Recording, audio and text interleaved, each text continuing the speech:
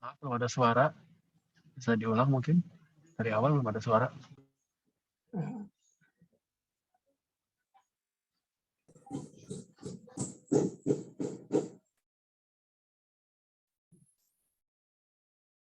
Mohon maaf, tadi suaranya masih mute ya. Mungkin Bisa diulang, dokter? ya. Mungkin bisa diulang dari awal. Oh baik. Mohon maaf karena tadi ada secara teknis saya tidak mencet suaranya, jadi masih di mute. Assalamualaikum warahmatullahi wabarakatuh. Terima kasih atas kesempatan yang diberikan. Bismillahirrahmanirrahim. Wassalatu wassalamu ala Rasulillah wa ala alihi wasallam. Rabbi shrah li sadri wa yassir li amri wahlul 'uqdatam min lisani yafqahu qawli. Ucapan terima kasih yang sebesar-besarnya kepada pihak tuan rumah, Ibu Haja Yulianti yang berkenan untuk menerima kami, kemudian menerima untuk silaturahmi dan menerima ibu-ibu untuk sama-sama berbagi mengenai beberapa hal yang mungkin pada dasarnya adalah hal yang sudah rutin untuk kaum ibu-ibu, dan ini hanya pengingat bersama untuk menjadi bahan masukan, untuk menjadi bahan introspeksi khususnya untuk diri saya pribadi, untuk ibu-ibu semua pada umumnya. Baik, pada kesempatan sore ini izinkan saya untuk sekedar berbagi mengenai haid ya, bahwa haid ini merupakan jalan sehat lahir batin untuk kaum Hawa.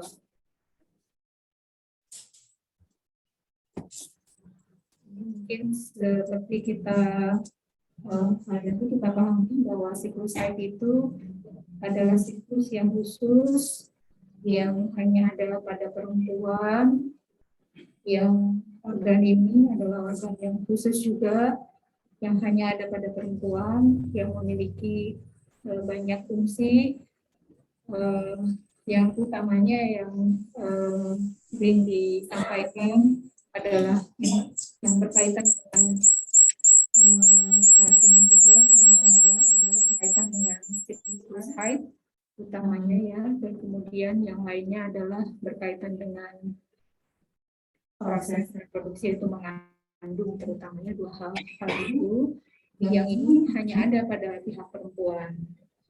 Beberapa yang disebutkan kalau ibu termasuk saya juga ya, kalau lagi bulan puasa, aduh itu udah ada aduh aja, kalau udah bocor aduh bocor gitu ya, kita harus mikirnya hutangnya udah berapa banyak yang harus saya bayar gitu ya. Tapi sebenarnya dari kehadiran haid yang ada setiap rutin itu sebenarnya hal yang harus disyukuri, bahwa ada penanda bahwa kalau dapat setiap bulan artinya sehat gitu, bahwa kalau demikian berarti fungsinya, fungsi-fungsi organ-organnya dalam kondisi baik.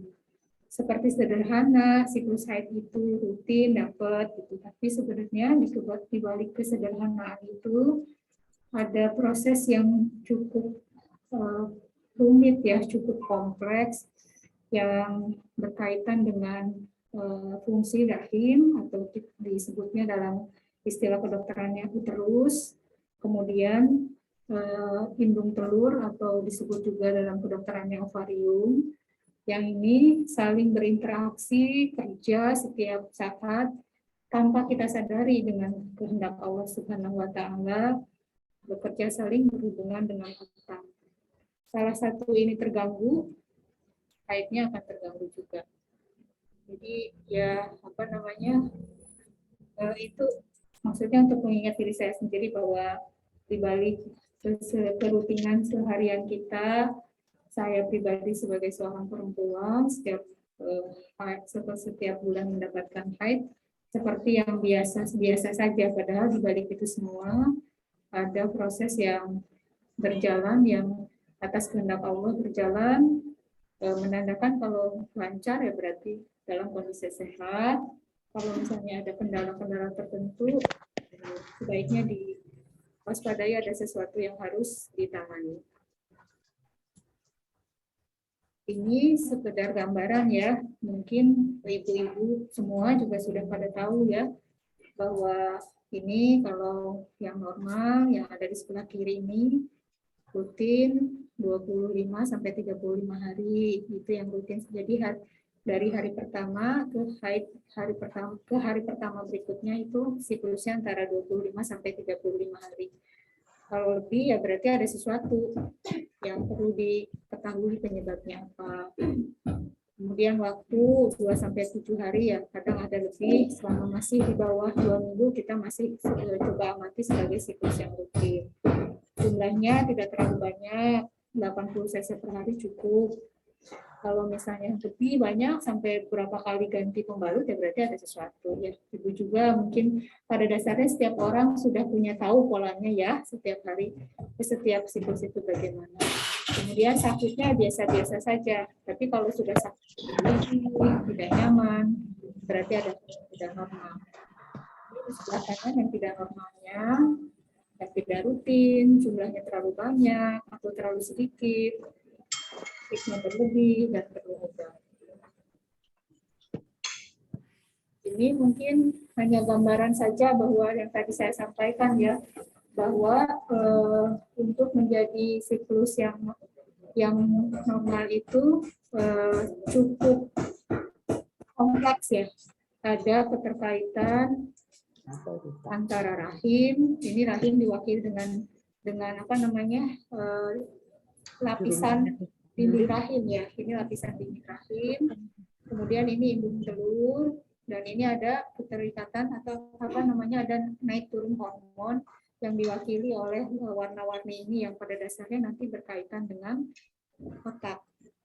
Ini nanti lama-lama akan berkaitan dengan suhu tubuh. Berkaitan dengan suhu tubuh. Jelas? Berkaitan dengan suhu tubuh. Iya. Kalau yang di sebelah kanannya menggambarkan yang merah ini fase menstruasinya. Kemudian nanti yang warna sedikit ungu ini berkaitan dengan pertumbuhan sel-sel telur. Nanti pada hari ke-14 sel ovulasi, keluar sel telur. Nanti kalau misalnya terjadi pembuahan, terjadilah kehamilan. Tapi kalau tidak terjadi pembuahan, maka akan terjadilah peluruhan ya, atau haid atau menstruasi, kembali lagi ke siklus awal. Saya lanjutkan dulu, tapi kalau ada pertanyaan mohon berkenan disampaikan saja ya, di kolom juga tidak apa-apa, barangkali ada yang untuk disampaikan ya. Untuk ibu barangkali sudah hanya masuk 3 saja, apabila dokter Mina menyampaikan kemudian ada yang nggak ngerti, boleh langsung ditanyakan. Lanjut.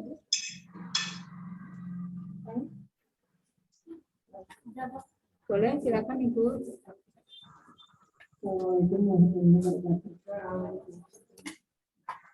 Kebetulan sekali dok, saya dulu sekarang lagi dengan bulan ya. Untuk 6 bulan kesini itu jalannya terlalu, kadang saya juga harus berobat gitu. Sekali. Terus ininya banyak banget gitu untuk 3 hari pertama. Sebelumnya seperti itu.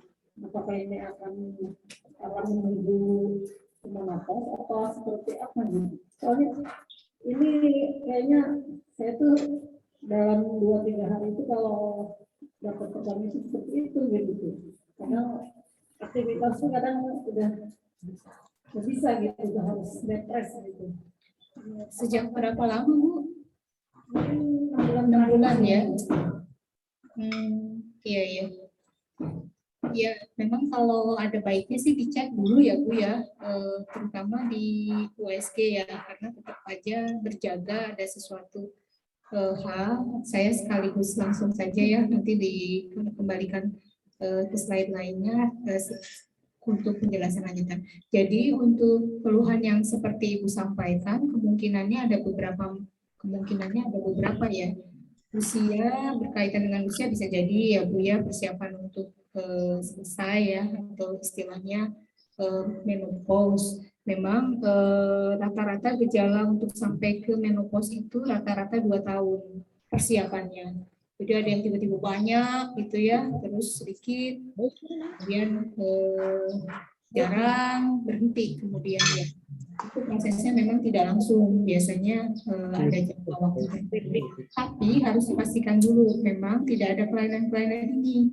Kalau misalnya ada salah satu kelainan ini, ya berarti harus selesaikan kelainan-kelainan ini. Yang umumnya biasanya kalau yang seperti Ibu sampaikan itu 2 kemungkinannya. Kalau tidak miom, penebalan dinding rahim. Itu yang umum. Kita harus memastikan dulu memang bantuan yang bisa dilakukan adalah dengan pemeriksaan USG. Miom itu apa? Di sini keterangannya disampaikan bahwa miom itu adalah tumor jinak yang rata-rata tumbuh di bagian dalam dinding rahim. Gejala yang biasa dirasakan seperti nyeri pada perut bawah dan area panggul. Tapi umumnya ditambahkan juga dengan perdarahan banyak ya. Memang perlu dilakukan sih Bu kalau memungkinkan untuk apakah tidak ada atau tidak ya. Kemudian yang kedua yang umumnya terjadi adalah hiperplasia endometrium yang ini ya Bu, menebal dinding rahimnya. Biasanya ukuran USG itu seminimalnya maksimalnya 1 cm. Kalau lebih dari 1 cm, misalnya udah kita cek dinding rahimnya itu 2 cm atau 1,5, biasanya memang jadi ada keluhan itu berulang. Terapinya biasanya obat yang paling awal dilakukan adalah penghenti perdarahan ya Bu. Yang paling mudah asam tranexamat kalau misalnya ada Ibu kondisinya emergensi merasa terganggu gitu ya Bu ya, boleh dicari di apotek ya Bu, asam tranexamat aja minum dulu. Seminimalnya dalam sehari itu bisa 3 kali sehari. Kemudian karena nyeri ya ditambah dengan asam tranexamat. Kalau yang gampang itu konstan ya Bu ya, paling gampang ya itu maksudnya kalau menyebut konstan mungkin akan gampang, silakan cari itu aja minimal untuk mengatasi nyerinya dulu sama jumlah perdarahannya tidak terlalu banyak. Memang nanti dilihat lagi tuh Bu, ada biasanya kita akan berikan preparat atau sediaan hormon supaya berhenti. Biasanya kalau sudah baik tidak jadi tuh tindakan-tindakan yang lain. Tapi kalau misalnya udah dikasih obat A, B, C masih belum, ya tindakan terakhirnya adalah kita coba bersihkan dengan kuretase. Gitu. Karena tetap saja dari yang ada itu, yang terutama yang penebalan dinding rahim harus waspada terhadap kecenderungan keganasan. Kalau misalnya dikuret, oh aman, Bu ini aman, tidak ada ke arah keganasan, ya berarti nanti kita sifatnya evaluasi. Itu mungkin Ibu saya menyarankan diperiksa USG Ibu jika mungkin ya.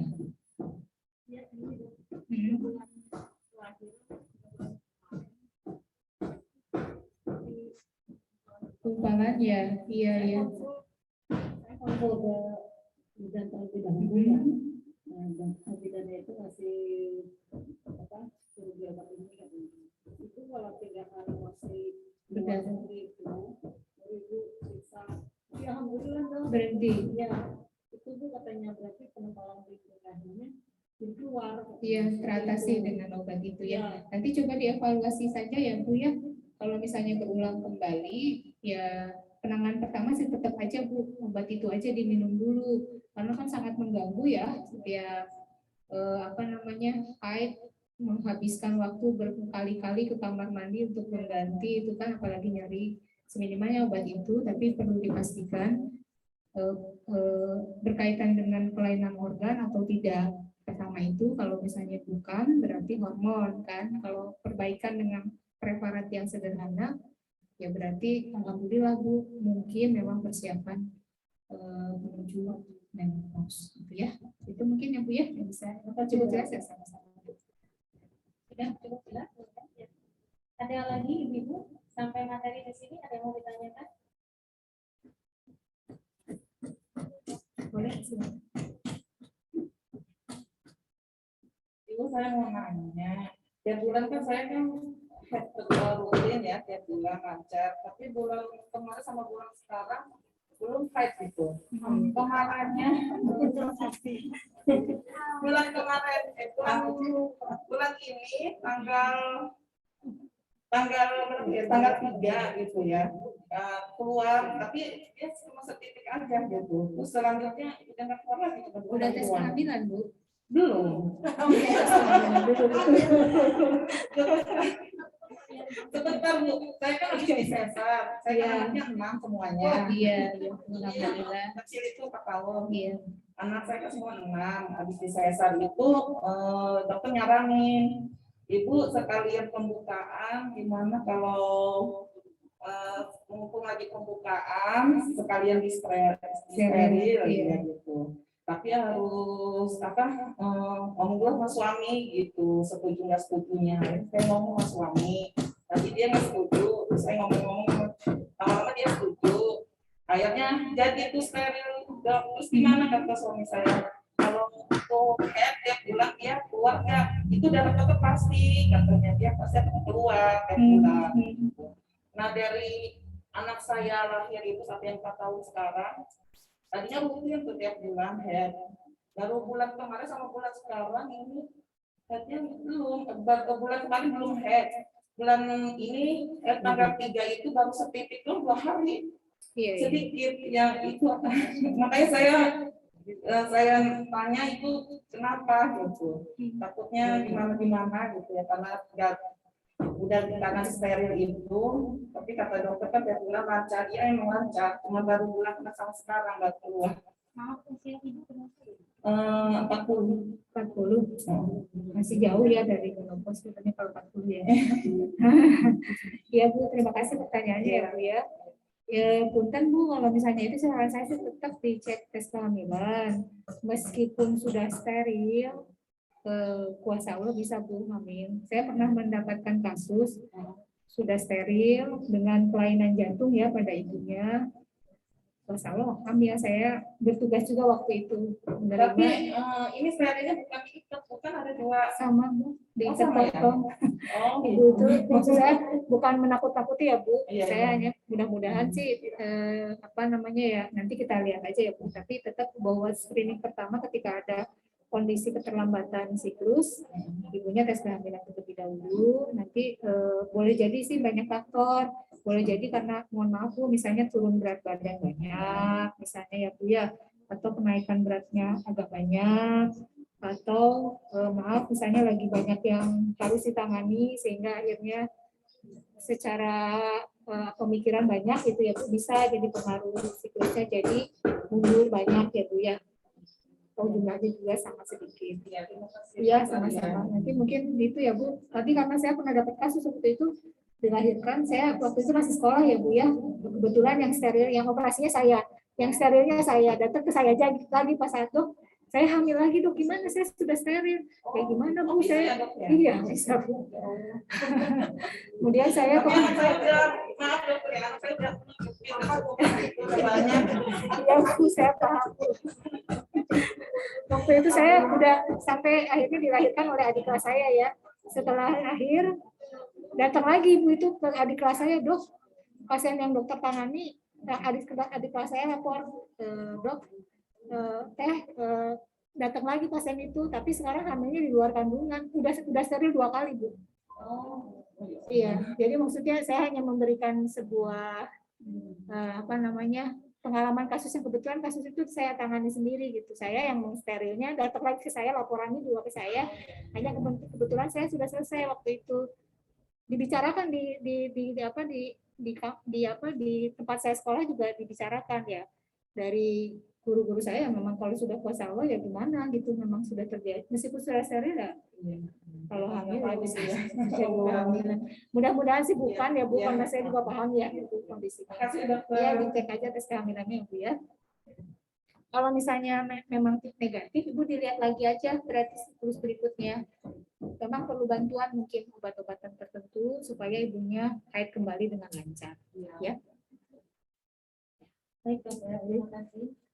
Saya persilakan bagi peserta kajian online sampai materi di sini, barangkali ada yang mau ditanyakan.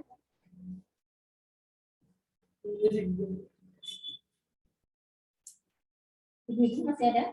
Apa mau lanjut materinya? Silakan Dok, dilanjutkan. Ya. Ini tadi menggambarkan mengenai proses menstruasi. Ini gambaran yang lain ya, tapi intinya sih sama berkaitan dengan proses menstruasi. Bahwa pada intinya menstruasi itu peluruhan dari dinding rahim ya. Dia dari semua proses yang tadi saya sampaikan di sini, persiapan semua sel telurnya keluar, kemudian ketika tidak terjadi pembuahan oleh benih pasangan, kemudian dinding rahim yang ininya akhirnya yang di sebelah kiri karena tidak terdapat proses untuk membesarkan proses buah kehamilan, akhirnya dia dinding rahimnya meluruh. Ya, sehingga terjadi peluruhan yang ini ya, peluruhan dari dinding rahim.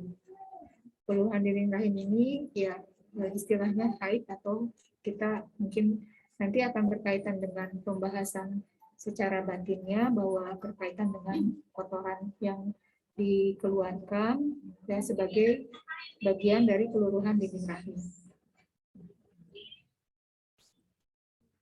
Ini hal-hal yang dapat mengganggu menstruasi. Kista kalau bedanya apa kista sama miom? Kalau kista itu cairan, tapi cairannya ada di indung telur. Ini ya, indung telur sebelah, kan ada dua indung telur, kiri dan kanan. Kalau yang ini sebelah kiri ini normal ya, tidak ada cairan apa-apa. Tapi kalau yang sebelah kanannya ini ada bagian yang berkumpul cairan ini. Ini bisa berisi darah. Kista ada memang kadang-kadang di rahim, tapi yang utama sih biasanya kita temukan di indung telur ya.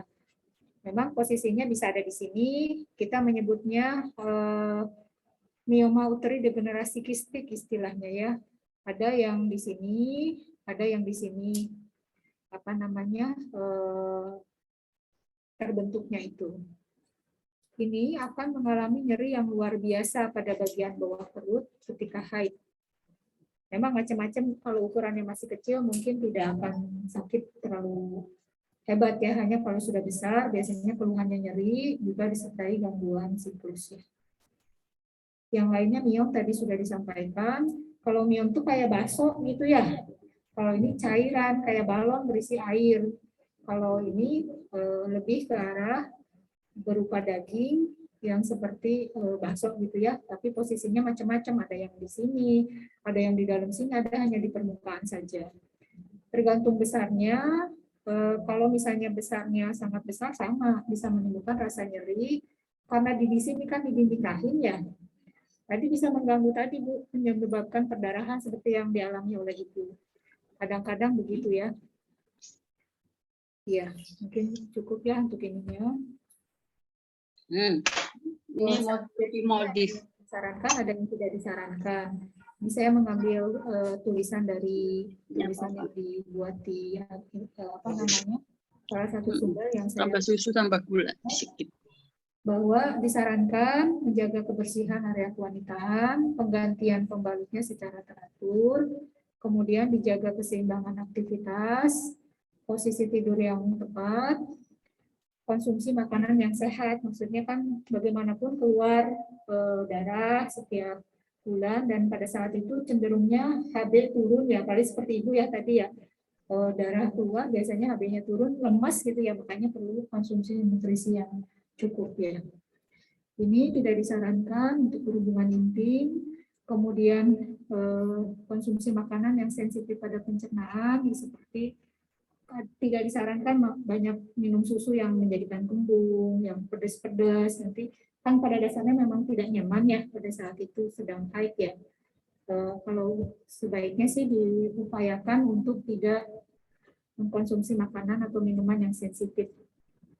Yang lainnya, melakukan kegiatan yang menimbulkan rasa sakit, mencabut gigi, waxing, cabut bulu alis, itu sebaiknya sih dihindari karena akan menambah kondisi tidak nyaman.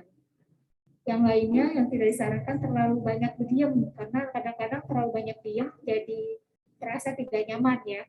Gerak tubuh yang tepat dapat mengatasi rasa sakit pada saat haid.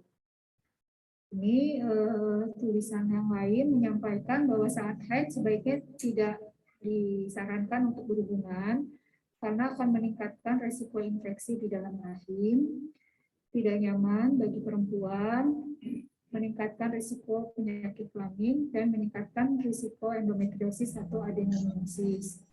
Apa adenomyosis itu? Jadi terbentuk bintik-bintik darah di sekitar rahim bisa, atau kadang-kadang nempelnya di indung telur, itu lama-lama akan menimbulkan rasa sakit. Sehingga rekomendasi yang disampaikan sih tidak disarankan untuk berhubungan pada saat menstruasi ya, karena akan menimbulkan organ-organ reproduksi yang lainnya tidak sehat ya. Ini mungkin yang berkaitan dengan bahasan dari segi kesehatan lahirnya tadi ya, barangkali ada yang hendak ditanyakan silakan.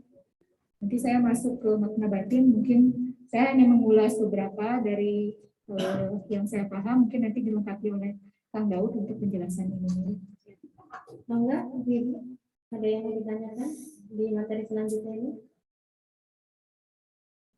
Siapa tahu ada yang mau nanya pembalut barangkali. Atau bisa jadi kan pembalut yang umum seperti apa yang memicu terjadinya sesuatu dan sebagainya. Saya pancing. Silakan bagi peserta kajian online, ya, ada yang mau ditanyakan? Ayo, Bu Hasan.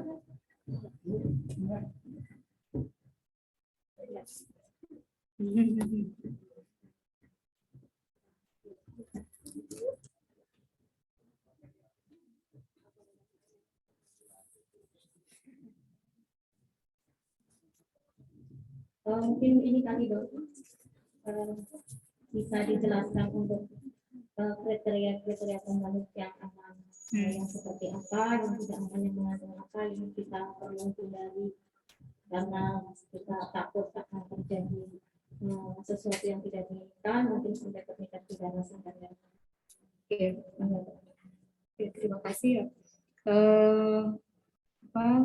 Prinsipnya sih yang bahannya tidak menimbulkan, pertama bahannya memang nyaman ya, masing-masing individu kan mengetahui itu setelah dipakai ya. Jadi mungkin pada beberapa orang ada yang sangat sensitif, berarti sebaiknya ditinggalkan.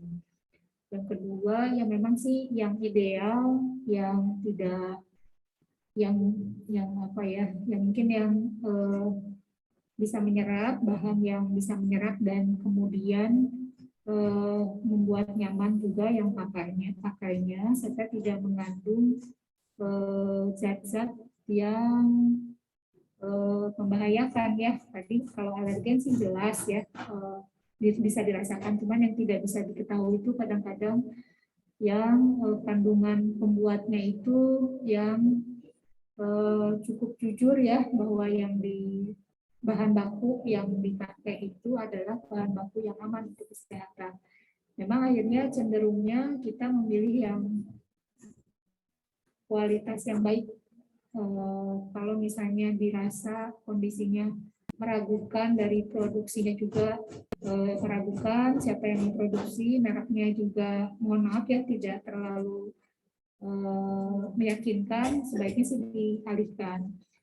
Sahabat yang yang mengembangkan itu Mas Iwan ya, istrinya Mas Iwan kan menginginkan yang pembalut yang bisa dibersihkan sendiri. Nah, tapi saya juga konsepnya mungkin intinya sih untuk higienisnya lebih teryakinkan ya, nanti setelah dipakai kemudian nanti dibersihkan dan kemudian kita tahu bahwa itu bersih gitu. Mungkin itu salah satu alternatif ya Mbak.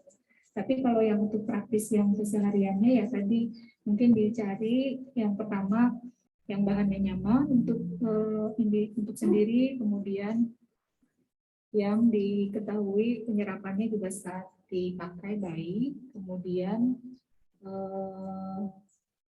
yang memproduksinya memang terpercaya. Itu sih yang saya bisa sampaikan itu saat ini ya. Nggak boleh disebutkan merek ya? Kenapa? Nggak boleh. Nanti saya disangka. Mungkin apakah emang harus pembalut yang disposable atau mungkin yang bisa dicuci kembali ke zaman dahulu? Ternyata ya Sebenarnya sih yang di ini kan yang itu sih sebenarnya kalau bisa memungkinkan itu nggak repot sih, yang bisa dicuci sendiri ya. Tapi kalau misalnya sekarang kan kendalanya terbatas disposable, tapi yang lebih terpercaya ya gitu. yang dulu kan ada ya berbahan produk, Iya, tapi mungkin prinsipnya kebersihan harus betul. diperhatikan. Ya. Baik ya, terima kasih. Ada ibu-ibu yang mau ditanyakan? Ayo, yang punya permasalahan seputar haid. Kalau bapak-bapaknya nggak saya kasih. Saya boleh nanya nggak, Mbak Tuti? Waalaikumsalam. Mungkin dokter, ini saya pengen tahu ciri-ciri kita wanita mendekati masa menopause itu apa aja dokter? Kebetulan saya beberapa bulan terakhir ini awal-awal itu ada kesakan menjadi 15 hari ini, dan sama tidak bulan depan 15 hari lagi. Terus bulan terakhir ini saya dapat sedikit gitu dokter. Jadi tidak sampai setidaknya tapi di itu ada sedikit gitu. Usianya berapa? Usia sekarang 48. Ya. Terus ini kebetulan berapa bulan yang terakhir ini berat badan saya juga naik dokter. Iya, Ya. ada pengaruh juga dari situ ya. Iya itu ada dokter. Terima kasih sama saya. Ya. Waalaikumsalam. Terima kasih atas pertanyaannya ya Bu. Ibu siapa ya tadi saya lupa yang bertanya itu, ibu yang di depan, ibu siapa yang tadi bertanya? Ibu Hairiatin. Ibu Hairiatin yang tadi yang pertanyaan paling awal. Ibu Wewen. Ibu Wewen. Yang itu Ibu Rahmatullah. Baik, terima kasih Bu Rahmatullah dan Bu Hairiatin yang sudah bertanya. Untuk Ibu Hairiatin, ciri-cirinya bermacam-macam ya Bu, tidak semua orang sama. Yang ada pertama pada beberapa orang tandanya mudah lelah, kemudian terasa panas di area wajah, yang lainnya tambahan yang ini siklusnya mulai tidak beraturan. Jadi awalnya tadi ada yang banyak lama, terus nanti ganti berapa waktu, yaitu berkaitan dengan hormon karena indung telurnya sudah mulai cadangannya akan habis ya. Jadi tanda-tandanya tadi istilahnya hot flashes, jadi terasa panas di pipi itu terasa panas. Selain karena memang pengaruh dari tidak mendekati masa menopause itu ada berkaitan dengan cadangan tulang juga, ada osteoporosis, sering terasa pegal-pegal, mudah lelah, itu sudah mendekati. Kemudian yang lainnya boleh jadi maaf ya Bu, boleh jadi memang sudah mulai masuk Bu, Ibu mulai persiapan yang tadi saya sampaikan, istilahnya premenopausal syndrome. Jadi 2 tahun biasanya itu prosesnya berjalan sampai kemudian berhenti. Pada beberapa orang hanya siklus saja kadang-kadang yang dirasakan, tapi gejala-gejala yang lainnya mungkin tidak terlalu dominan. Pada yang sangat mengganggu biasanya dikasih penanganannya sih berupa terapi hormon ya Bu ya. Memang kalau sahabat-sahabat di kami mungkin ada praktisa khusus ya Mbak, Saka Bumi Ayu, kalau misalnya berkenan yang monggo misalnya akan dikonsumsi. Ada beberapa yang menggunakan itu terbantu untuk mengatasi permasalahan-permasalahan berkaitan dengan keluhan-keluhan ini di fase-fase menjelang menstruasinya akan habis. Ini memang harus dikonsumsi dengan hati-hati juga karena ada efek-efek yang harus tetap diwaspadai. Namanya juga kan treatment ya, harus tetap dalam panduan ya. Begitu mungkin Ibu Hairatul ada pertanyaan lagi, cukup jelas jawaban saya? Cukup jelas Ibu. Ada hal-hal yang perlu dikhawatirkan mungkin dengan mulai hilangnya hormon estrogen dan progesteron akan menyebabkan kulit keriput, barangkali yang dikhawatirkan Ibu.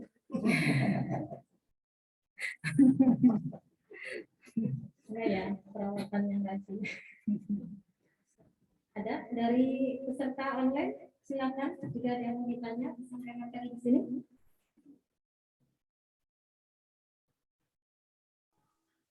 Ya, ada ya. Halo, assalamualaikum. Waalaikumsalam warahmatullahi wabarakatuh. Mohon maaf, ini dari peserta online ya, Bu Dokter. Mau tanya,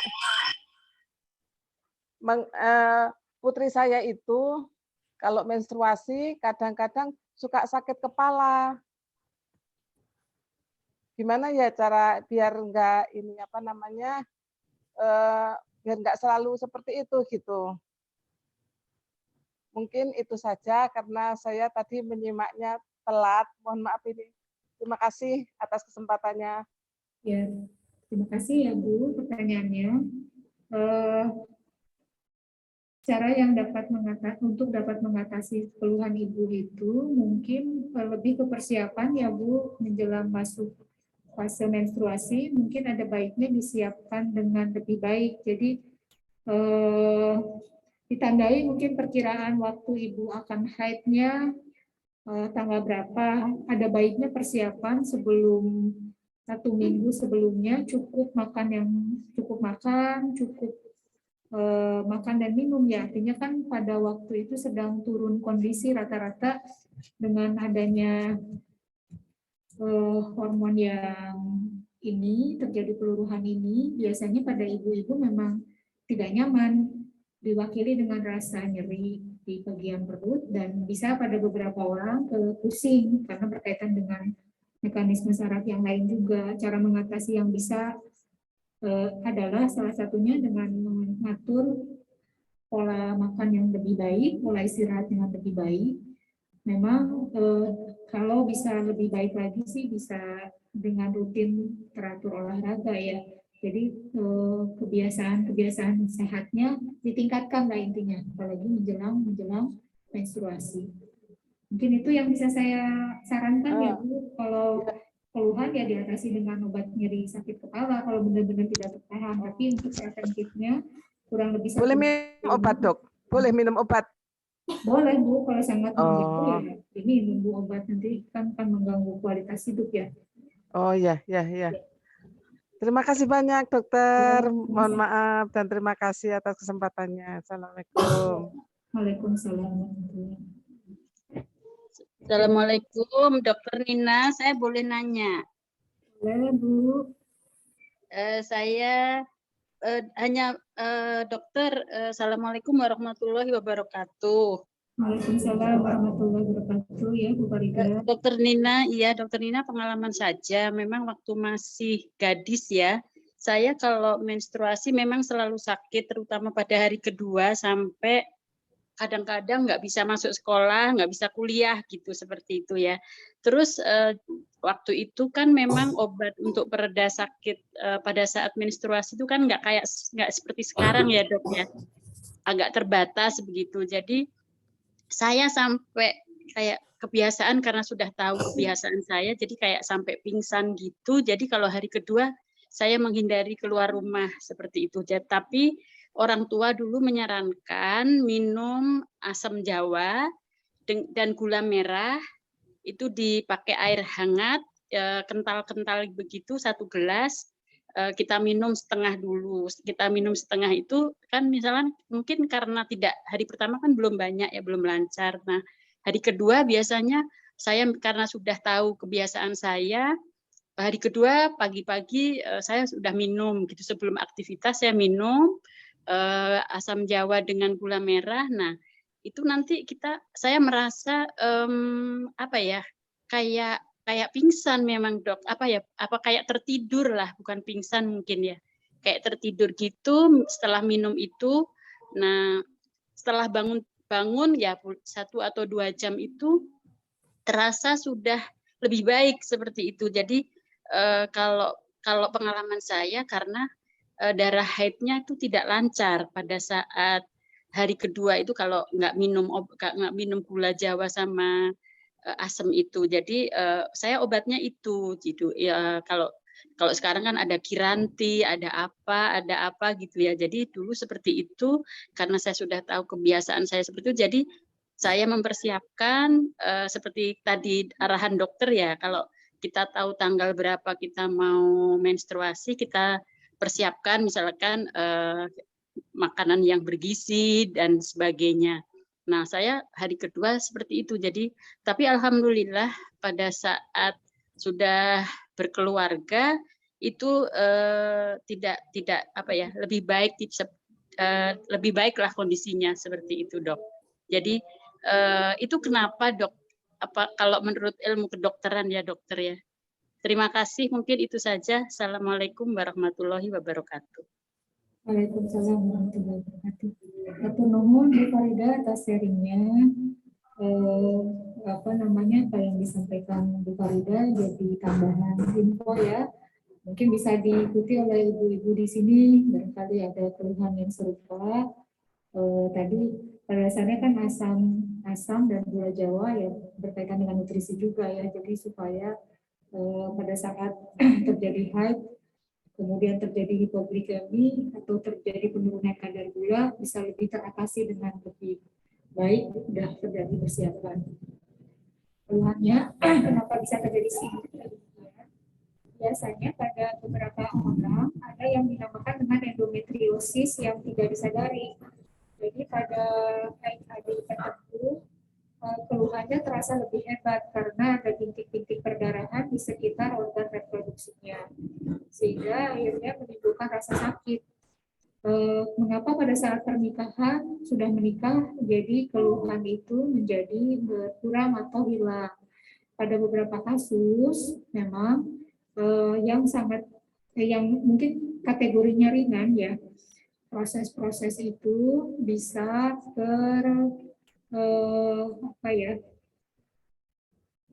kalau kajiannya sendiri saya mohon maaf ya Bu Farida belum menemukan ya, hanya keterkaitannya memang pada beberapa kasus pada keseharian di klinis atau pada saat praktek kita pun anjurannya tidak banyak mengintervensi berupa tindakan operatif ketika keluhan itu tidak dibuktikan ada sampai kelihatan ada benjolan yang besar berupa miom atau kusta. Seiring dengan waktu dan kemudian menikah, memang pada beberapa kasus ada perbaikan dan hilang. Apakah itu berkaitan dengan proses pernikahannya atau apa? Saya mohon maaf Bu Farida belum bisa menjelaskan secara detail ya kajian ilmiahnya bahwa dari hormon yang kajian khusus perbandingan antara yang endometriosis pre dan sesudah post menikah hormonnya begini. Saya belum bisa menunjukkan, tapi dugaannya adalah dari proses itu ada keseimbangan hormon yang berubah dan proses pernikahan tersebut akan memperbaiki secara keseluruhan dari kesehatan reproduksi seorang perempuan sehingga akhirnya keluhan itu perlahan-lahan hilang. Begitu mungkin yang bisa saya jelaskan. Demikian mungkin ya Bu Farida, mohon maaf kalau penjelasannya kurang detail ya. Saya memang ada keterbatasan dalam menyajikan data ilmiahnya, tapi secara prinsip sih demikian.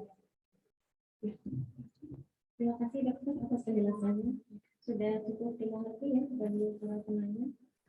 Karena waktunya juga sudah cukup sore. Ya, Dokter masih ada materi ya mungkin ini sebatas pengantar yang mengenai makna batin siklus haid. Mungkin kalau yang lebih dalamnya,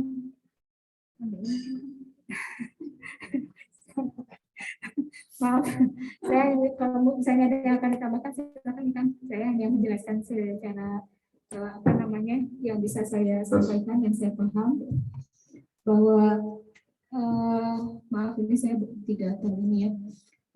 Ini Quran surat Al-Baqarah ayat 22, ini maaf saya pada saat pengetikan ada yang kurang saya hapus, bahwa ini Quran surat Al-Baqarah di ayat 222 menyebutkan artinya, dan mereka menanyakan kepadamu Muhammad tentang haid.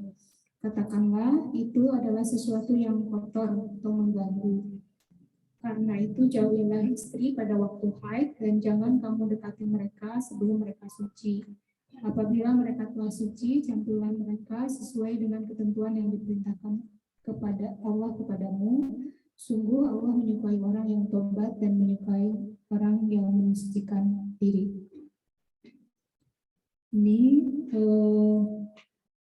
Ini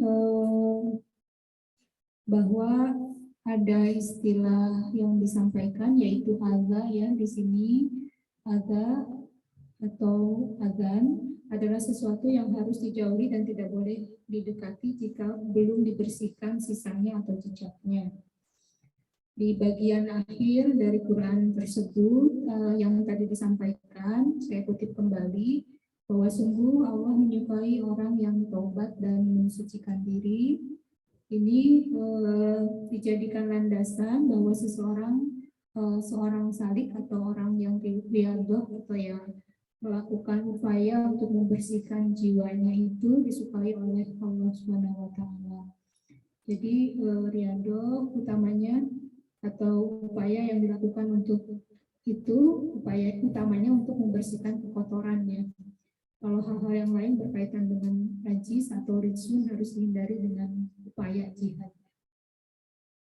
Ini ada ini secara rasa adalah gangguan atau halangan yang tidak menyebabkan ancaman kehilangan jiwa dan harta dan tidak bersifat menetap. Azza itu dapat disingkatkan dengan barakah dan Allah yang akan menghilangkannya bagi kita.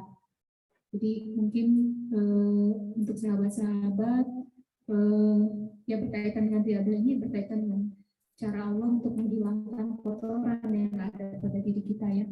Dalam menempuh sabilillah adalah sebuah keniscayaan menemukan azza. Jadi menemukan kotoran dalam diri kita itu ada pasti ya, itu sebuah keniscayaan, sebuah hal yang bagaimanapun pasti kita temui gitu. Jadi harus bersabar, bertawakal, serta bertakwa kepada Allah sampai Allah menyingkirkannya untuk kita.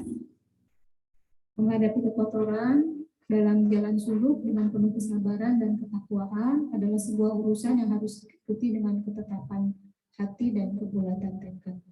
Ini maaf saya di beberapa slide yang tadi saya sampaikan, saya mengutip kajian dari yang disampaikan oleh Kang Daud untuk disampaikan yang tadi seperti saya sampaikan pada dasarnya untuk mengingatkan diri saya sendiri ya.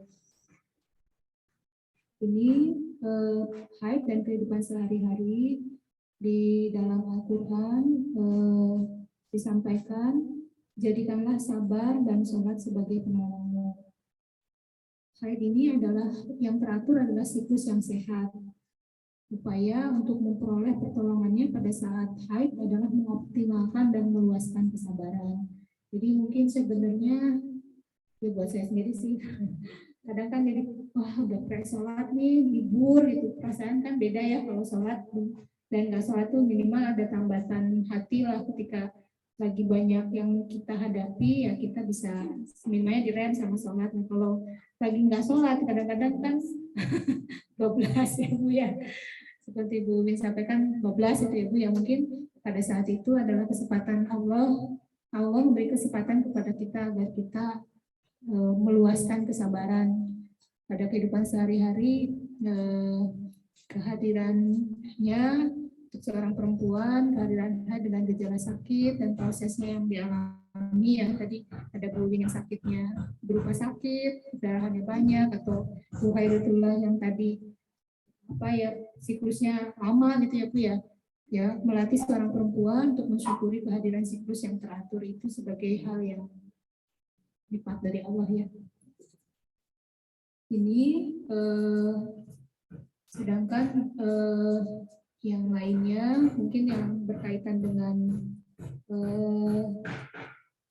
berhubungan ya, ini saat terdapat, intinya tadi kan disampaikan bahwa pada saat haid sebaiknya tidak dilakukan hubungan ya, karena akan menimbulkan beberapa efek yang tadi disampaikan, ada infeksi, penyakit yang lebih banyak, penyakit reproduksi lain yang lebih banyak gitu ya.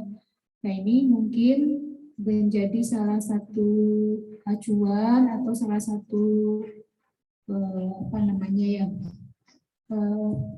pengingat ya untuk saya pribadi ya, bahwa salah satu contohnya pada saat terdapat perbincangan yang tidak baik, pada dasarnya kan itu sedang terjadi kekotoran ya. Mungkin ya lagi ada gosip di mana, ibu-ibu saya lah ya menggosipkan apa, mungkin kalau saya di pekerjaan menggosipkan soal BPJS misalnya, menggosipkan dokter A, B, C atau apa gitu ya. Mungkin itu adalah sebuah perbincangan yang tidak baik yang pada dasarnya kotoran. Sikap yang diambil hendaklah menghindari atau menjauhi dari kotoran tersebut. Karena ya itu sebagai sebuah perumpamaan lah ya, kalau misalnya ini bahwa itu terlibat jauh dalam kotoran tersebut, itu sama dengan berhubungan saat dalam keadaan haid yang akan menyebabkan infeksi dan menyebabkan kotoran yang lebih besar. Itu sih sebagai makna batinnya ya untuk kaitan haid dalam kehidupan sehari-hari yang tadi saya sampaikan. Pada dasarnya mengingatkan untuk diri saya sendiri. Pengingat yang pertama berkaitan dengan riyadhah, bahwa riyadhah itu adalah upaya untuk membersihkan bantuan dari Allah Subhanahu wa taala agar kotoran-kotoran yang ada di tubuh kita dibersihkan. Kemudian haid itu adalah suatu nikmat dari Allah, berkaitan dengan melatih kesabaran juga untuk saya pribadi ya sebagai seorang perempuan, dan pada perbincangan yang tidak baik yang akan mengotori banyak hal dari diri saya pribadi, mungkin sebaiknya diupayakan untuk dihindari, seminimalnya diem aja lah, udah tahu itu gosip, senang sih udah gosip yang diikutan, tapi ya supaya mungkin kita tidak terlibat lebih jauh agar kita sendiri tidak berpenyakit lebih jauh ya. Begitu mungkin kalau dari saya, barangkali ada tambahan. Terima kasih Dr. Nina atas ilmunya sore hari ini. Silakan Kang Daud, dipaksakan untuk menambahkan. Ya, Bang. Bismillahirrahmanirrahim. Assalamualaikum warahmatullahi wabarakatuh. Alhamdulillah.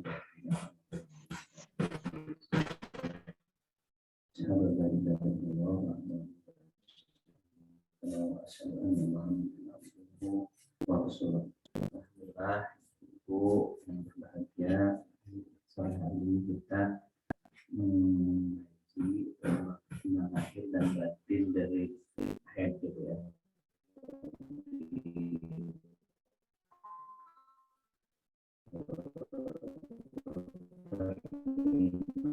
Sudah menjelaskan di setelah bagaimana hambatan-hambatan haid dan apa-apa yang harus dilakukan dan tidak boleh dilakukan.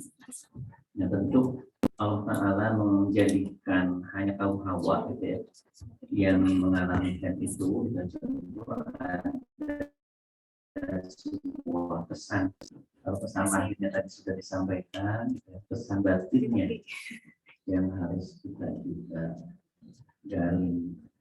Karena kenapa kok ayatnya ujung-ujungnya Allah menyukai orang-orang yang mensucikan diri gitu ya.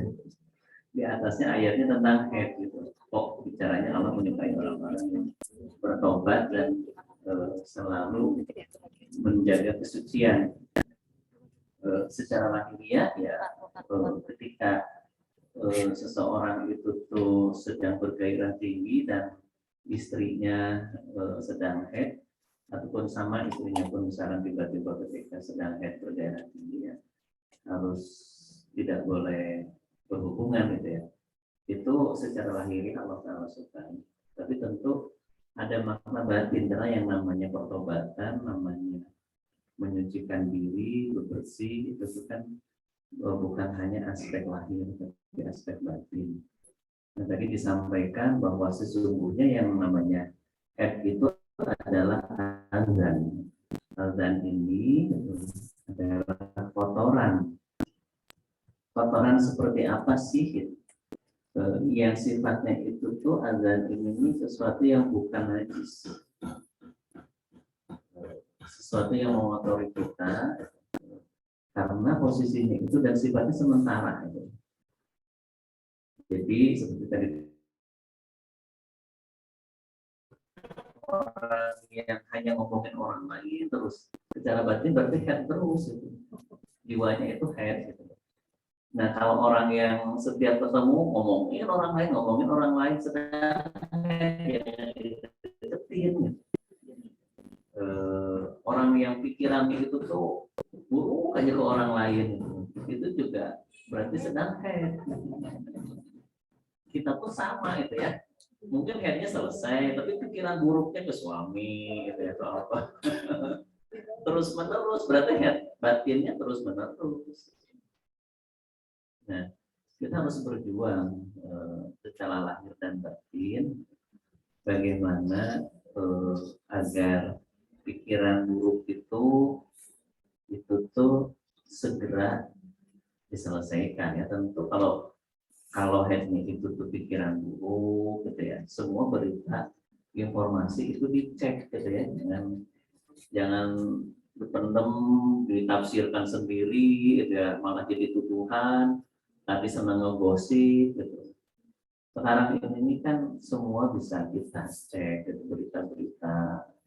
Kita nge-forward berita itu sama dengan melemparkan kotoran sebenarnya hakikatnya ke orang lain gitu kan. Ketika kena ke orang lain ya sama-sama jadi kotor, kita akan terkena hukum mengotor ke orang lain. Dan ini yang tidak yang kalau head secara batin bukan hanya saja ya, bapak-bapaknya juga sama bisa terkena kalau head secara batin. Bapak-bapak juga suka menggosipin juga. Cuma yang digosipinnya biasanya beda ya. Bapak-bapak itu tuh. Nah, sama ketika kita menyampaikan suatu pikiran buruk. Makanya di Al-Quran misalkan azan ini adalah janganlah engkau itu terlalu stres, itu terlalu khawatir, merasa hidup ini menderita hanya karena dilempari azan aja sama orang lain, hanya karena omongan yang menyakitkan dan tidak akan membuat jiwa kita terbunuh ya. Kita diomongin memang membuat kita terbunuh ya. Tapi biasanya sakit hatinya itu tuh sangat lama gitu, kalau ada orang salah ngomong ke kita, wah itu tuh kita tuh berarti senang dilumurin oleh head, seperti itu kategorinya. Jadi kita senang bersentuhan dengan itu. Kita harus segera kalau terasa, aduh kena nih, gitu. Istighfar dan segera pasangan. Itu kuncinya adalah kendalikan pikiran. Nah, ditamsilkan dalam Al-Quran, azan itu adalah dan diperbolehkan kita ketika sedang berhaji, sedang ihram, kalau kepalanya penuh kutu gitu ya, banyak kutunya, boleh dicukur borokan gitu ya kepalanya, boleh dicukur, tapi nanti harus dibayar dengan fidyah berupa puasa ataupun menggantikan dengan menyembelih hewan kurban. Nah, kita juga sama gitu sebenarnya. Ketika ada masalah pikiran itu buruk, terus kan kok saya susah banget ya berpikiran buruk ke si A, gitu, ke si B, ke tetangga sebelah. Gitu. Pikiran itu buruk aja terus itu ya, ke suami misalkan, atau suami ke istri, atau ke saudara. Nah itu tuh pada dasarnya sedang head kita itu segera dicukur dan kemudian bayar fikih. Salah satu obat secara batin kalau kita punya pikiran-pikiran buruk, punya tuduhan-tuduhan buruk secara batin dan itu susah dikendalikan, maka perbanyaklah berderma, perbanyaklah berpuasa. Itu salah satu kehebatannya seorang perempuan untuk kaum hawa adalah hanya diberikan kesempatan oleh Allah Ta'ala untuk mengandalkan pertolongan itu dengan sabar saja. Karena kan ngalami pernah nggak sholat kalau perempuan ya, kalau laki-laki semua tetap aja harus selalu sholat dan sabar. Nah perempuan itu tuh diuji kesabarannya. Jadi biasanya katanya, ini kan saya bukan perempuan ya, jadi saya nggak ngerasain. Katanya kalau lagi head itu gampang, sensitif gitu ya, mudah marah, gitu ya, emosional.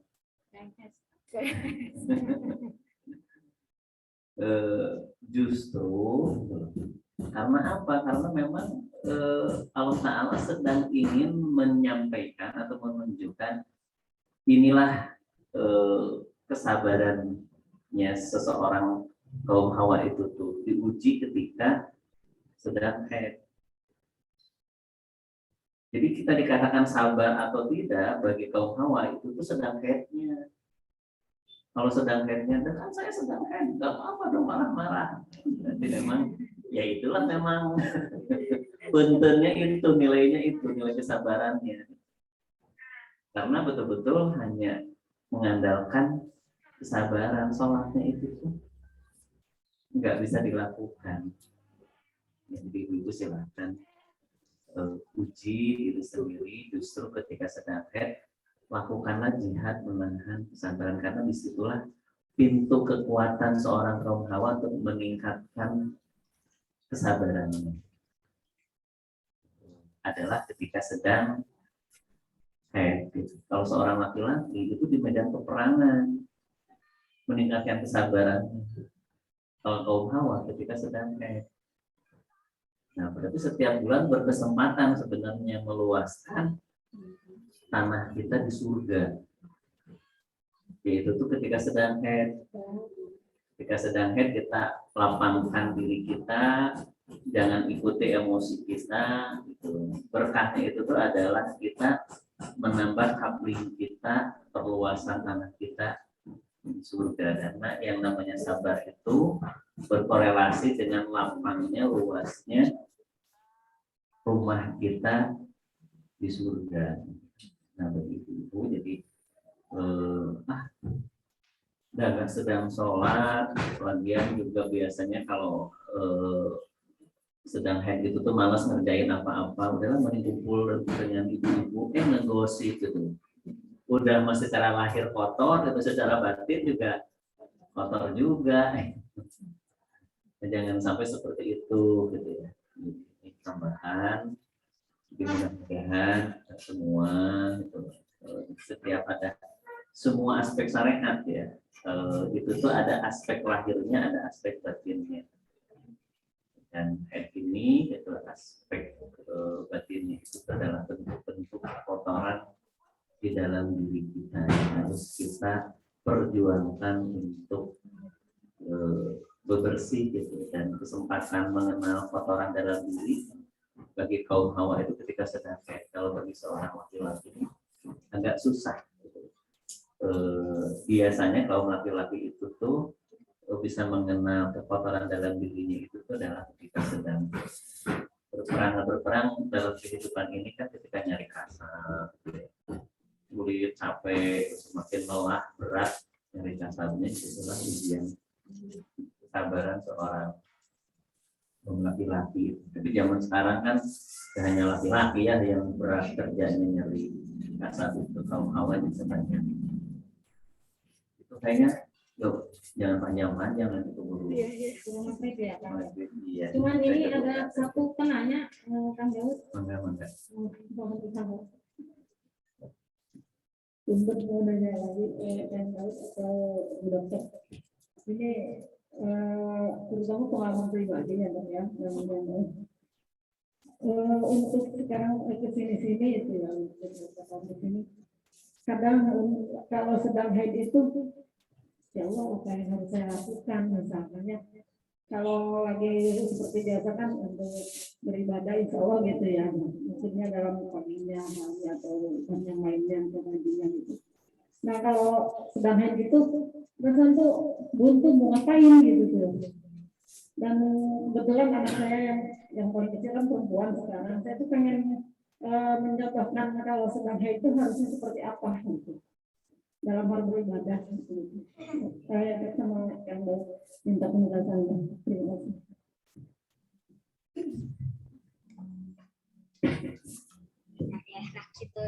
Ya, kan tadi seperti yang disampaikan bahwa yang menjadi pertolongan kita itu adalah sabar dan sholat. Nah, apa yang bisa kita lakukan ketika kita sedang haid gitu ya? Nah, amalan yang terbaik ketika kita sedang haid itu adalah mewujudkan, kan itu diibaratkan dinding rahim yang meluruh. Jadi kita harus justru sebanyak mungkin mewujudkan cinta kasih rahmaniannya Allah Ta'ala. Jadi ketika sedang haid kita ini, misalkan kalau di rumah ada ikan, kita ngasih makan ikan dengan sukacita, dengan gembira itu, memberi makan ikan atau memberi makan ayam atau menolong orang. Ya memang berjuang, aduh saya kan justru bawaannya pengennya diem tiduran, malah itu secara penelitian katanya yang tadi disampaikan juga sama Dokter Nina, justru ketika kita banyak diam itu menambah rasa sakitnya. Jadi justru bergerak, coba berjuang, memberikan apa yang bisa kita berikan. Itu amalan yang sifatnya terkait dengan muamalah, karena amalan maghrib itu tuh tidak bisa, puasa nggak bisa, sholat nggak bisa. Nah, dengan sambil menghubungkan hati kita dengan Allah Ta'ala, ketika gimana rasanya sholat, ketika kita sholat itu kan kita berjumpa dengan Allah Ta'ala. Bagaimana ketika kita memberi makan ayam, misalkan memberi makan ikan, itu tuh bayangan kita itu tuh adalah mewujudkan cinta kasihnya Allah Ta'ala. Atau kepada anak itu kita, atau kepada suami misalkan ya, suami sini dipotongin kukunya gitu ya, sini disisirin rambutnya gitu. Itu tuh mewujudkan gitu aspek-aspek cinta kasih itu tuh bukannya kebalik. Biasanya kalau lagi caption Allah tuh boro-boro salah nggak mau gitu ya, justru memberikan hal yang maksimal, yang posisinya itu tuh lebih memberikan, menunjukkan gitu ya si sayangnya kita bisa ke anak, ke anak juga menunjukkan itu tuh bisa membantu apapun gitu ya, ataupun anak juga ke orang tuanya. Jadi banyak mengamalkan, meluaskan bersilaturahmi misalnya ketika sedang haid itu tuh. Nah itu, amalan yang lainnya yang bisa dilakukan adalah dengan bertafakur malamnya. Itu coba ditafakuri, kan tadi ya, ini haid ini adalah pintu menguji kesabaran kita. seberapa kita bisa bersabar sih ketika sedang haid. Dicatat itu, diukur kesabaran kita nambah nggak dari haid sebelumnya ke haid yang sekarang. Nah itu tuh beberapa hal yang bisa dilakukan ketika sedang haid gitu. Makanya dicontohkan, ini kan tidak ditirukan ya dalam salah satu keterangan hadis itu, ketika sedang haid itu tuh gitu ya, Siti Aisyah sedang haid itu ya Rasulullah tiduran di pangkuannya sambil dielus-elus rambutnya. Kan diceritakannya dengan sederhana dengan cerita seperti itu aja, intinya membangun interaksi yang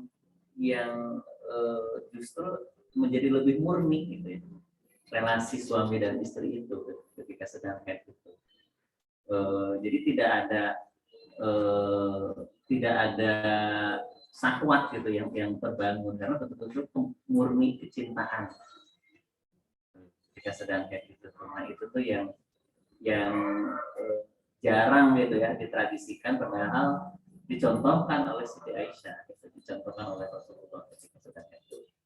Justru banyak misalkan kalau ada waktu gitu sedang haid ya, suami itu tuh ngajak istrinya, ayo jalan-jalan, misalnya jalan-jalan sore, bergandengan tangan, bukan pas lagi awal-awal nikah saja gitu ya. Aduh malu udah tua ya, biarin aja. Nah itu membangun ikatan cinta kasih itu yang terbaik itu di masa sedang haid, karena ada aspek kerahiman yang sedang meluruh, sedang akan mewujud demikian.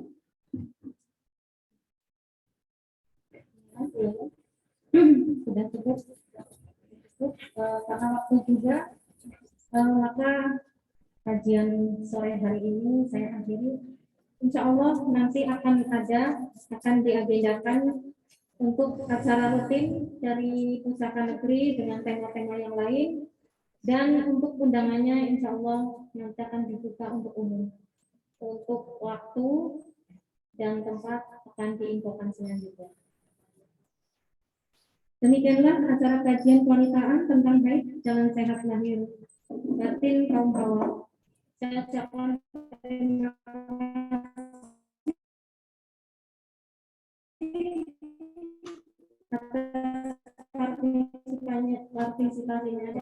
Mari kita tutup dengan doa majelis. Subhanakallahumma rabbana wa bihamdika asyhadu an la ilaha illa anta astaghfiruka wa atubu ilaik. Assalamualaikum warahmatullahi wabarakatuh. Allahumma